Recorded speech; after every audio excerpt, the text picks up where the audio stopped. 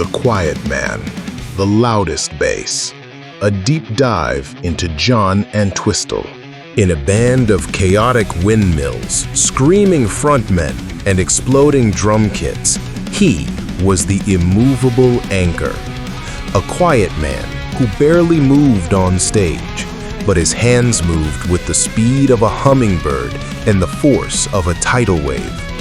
While the world watched Keith Moon's madness, John Entwistle was single-handedly reinventing the instrument he held.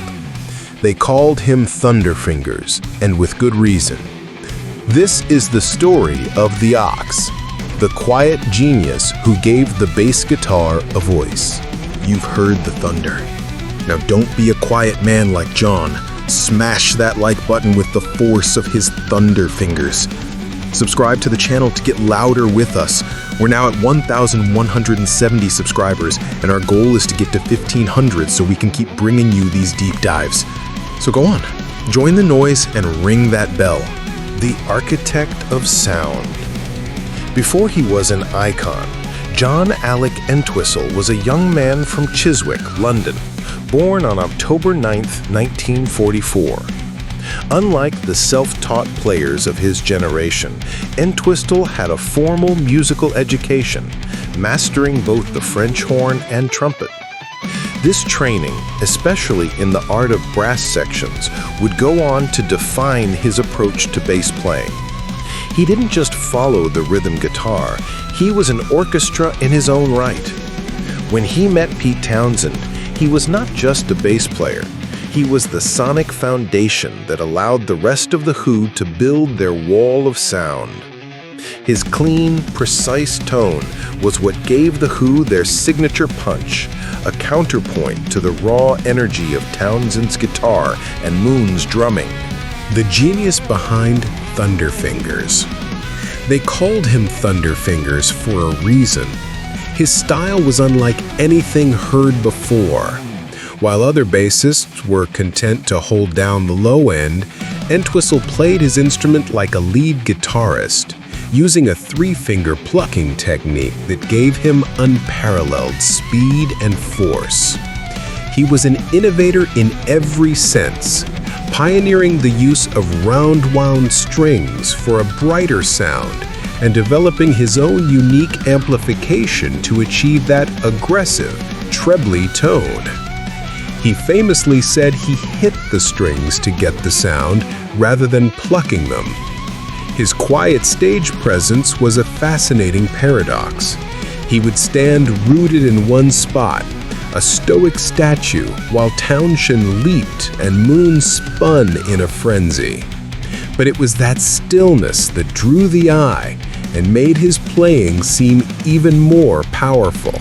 The creative contributions. But John Entwistle wasn't just a phenomenal instrumentalist. He was also a brilliant songwriter. While Pete Townshend was the primary writer for The Who, Entwistle's contributions provided the band with a much-needed sense of wit and darkness. His songs were often macabre and comical, a stark contrast to the emotional angst of Townshend's work. He wrote the fan favorite Boris the Spider, the grimly humorous My Wife, and The Real Me, which perfectly captured the quiet anxiety behind his calm facade.